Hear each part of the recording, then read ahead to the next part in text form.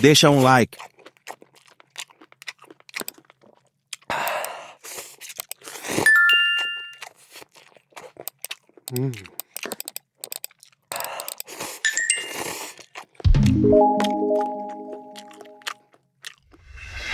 Como exatamente um produto alimentício, com seus aditivos e etc., vira uma doença, sabe? Como que isso acontece?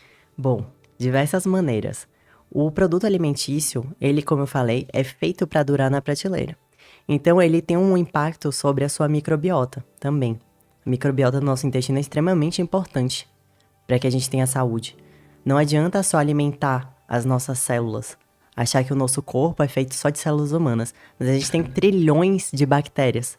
E se a gente não alimenta elas, ou não produz subprodutos, né, que é muito mais complexo do que a gente imagina, a gente não consegue ter uma saúde boa.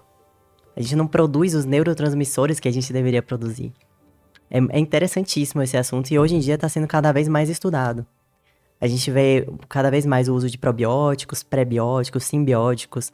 E o mais importante é saber que uma alimentação in natura vai garantir a qualidade da sua microbiota.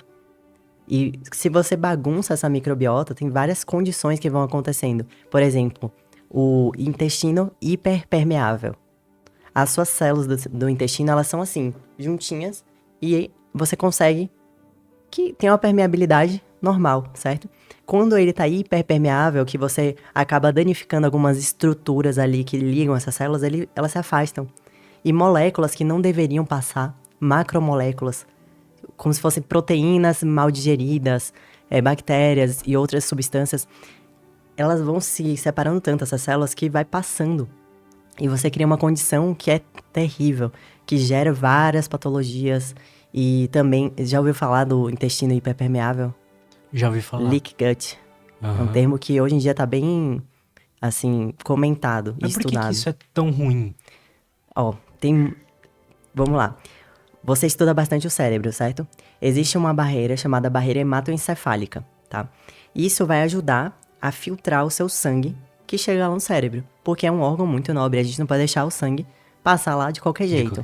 E tem algumas substâncias, alguns compostos que estão nos alimentos, quer dizer, nos produtos alimentícios, que vão degradar essa barreira.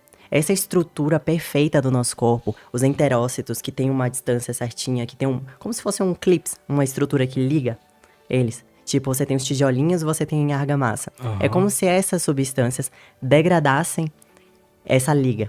E elas se afastam. A mesma coisa pode acontecer com a sua barreira hematoencefálica. E essas macromoléculas, essas bactérias, várias coisas vão passando nessa estrutura que estava íntegra. E a partir do momento que você vai consumindo substâncias inadequadas, isso vai degradando essa estrutura. Então é muito complexo. A gente acha que é só carboidrato, proteína e tá tudo certo. E na verdade o buraco é muito mais embaixo. Por isso eu digo, antes de se apegar a qualquer tipo de rótulo, veganismo, pense em alimento, sabe?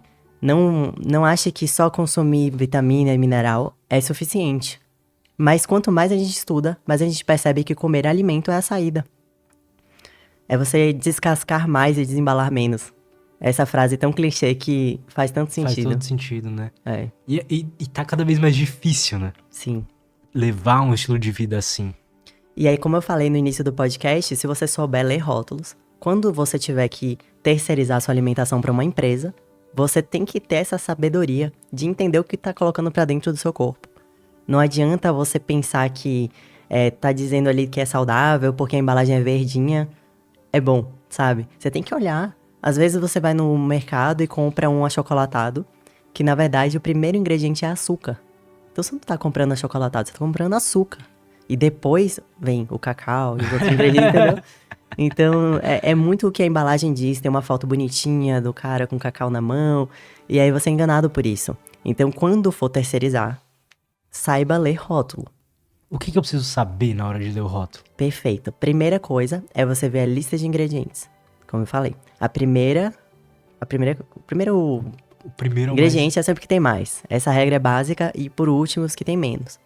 Você tem que entender que também tem a tabela nutricional, que não corresponde necessariamente ao conteúdo total da embalagem.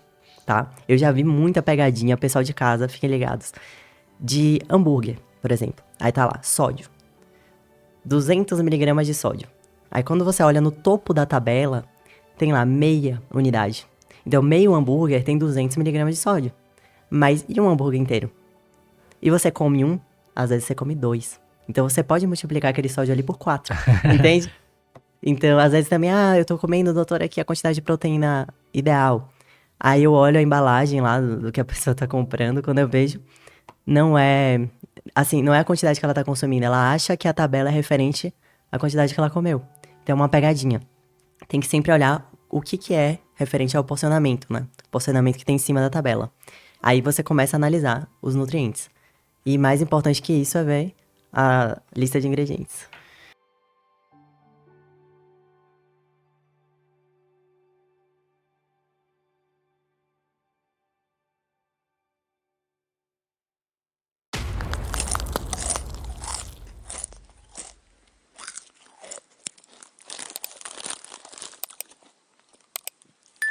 E aí, deixou o seu like?